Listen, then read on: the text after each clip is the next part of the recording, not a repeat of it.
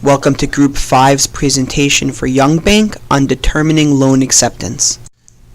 Young Bank is a relatively new bank with roughly 5,000 customers. Most of these customers are known as liability customers, meaning they leave their money in the bank and then get paid an interest on those deposits.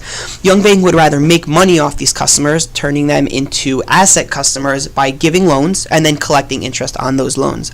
So last year, Young Bank ran a campaign to try to attract more of these asset customers and have more customers take out loans, and they had a 9% conversion rate, which was not bad, but they wanted to have an even higher conversion rate. So we were hired to identify and target which customers are most likely to accept these personal loans so that Young Bank can focus their marketing efforts on those groups.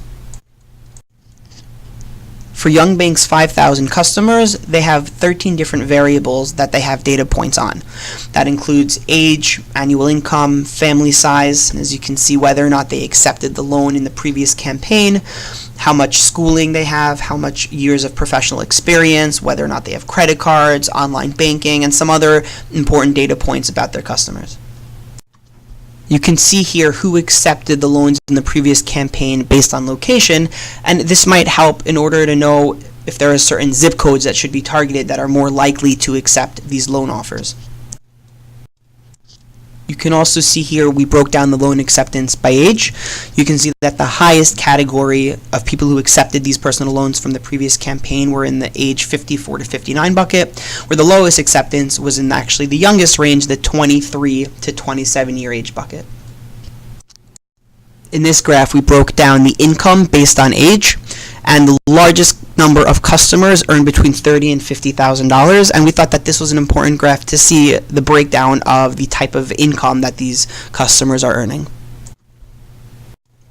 In this box plot, we just wanted to show the outliers and how it relates to how much experience the customers have. After cleaning up the data points, we made sure that there was no missing data for any of the data points and any of the values for the customers. We performed a correlation report and saw that age and experience are very highly correlated, and income and credit card spending are mildly correlated, and you can see that in this chart based on the color coding that we used. As part of our data cleansing process to make the data more accurate and usable, we had to change some of the data points and values from integers to binomial, just to yes or no, 0 or 1 values. We also had to change some of the data points from integers to polynomials to make them more usable. We removed the ID numbers as it was not relevant to our data processing, and we removed correlated attributes with the threshold set to 0.9. We based our models on decision trees. In the first model, we set the maximum level to be 5 to generate a compact decision tree. We used information gain with minimal gain of 0.1 for all 3 models. You can see from the results of our first model that if income was less than $98,500 and the credit card spending per month was less than $2,950, there was a 100% chance from our data sample that the customer would not accept the loan, which was a very important thing to know. Our second model was also a decision tree with 10 levels with a minimal gain of 0.1. You can see that the resulting decision tree from our second model is much more complex than the first model, as it now has 10 levels. To get to the bottommost leaves, you might have to traverse as many as 10 nodes. However, the overall results are better than the first model because more details and attributes are being taken into account. And we learned some very interesting data points from this model. The first being all customers with income higher than $116,500 are very likely to accept a loan.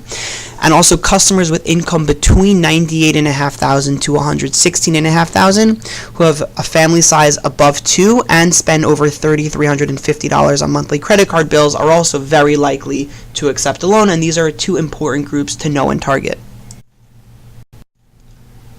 In Model 3, we added the discretize operator to bin the income into 10 levels. All other settings remain unchanged. As a result of binning, the income attribute lost a lot of details. Because income is actually the root node, losing these details hurt the performance pretty significantly if we look at the recall and the F-score. From the scorecard, we can see that the third model does the worst across the board. This was somewhat expected because we can see that income is always the root node in all trees, so if we bin income, the accuracy will suffer. All metrics are scored similarly between decision tree with 5 levels and 10 levels. It's interesting to note that the tree with 10 levels outperforms the one with 5 levels on 3 of the 4 measures. Between the recall and precision, we believe that recall is more important as we do not want to miss the true truths. There's often a higher cost if we miss predicting the true truths. With the first model, there are 61 truths that were predicted as false, whereas with Model 2, there were only 50 such cases. Since the cost of these cases are pretty high with the lost opportunity and the lost revenue from those loan acceptances, we believe that the second model does the best job in terms of overall performance and potentially increasing revenues. Based on our data processing and decision models, we believe that a good strategy for Young Bank to focus on for their next marketing campaign is to focus on the customers with income over $113,500 and those with credit card balances over $2,450. The reason is because 80% of the loan acceptors in the previous campaign had this high income bracket of over $113,500, and there's also a large percentage increase of the loan acceptors with the credit card balance over $2,450.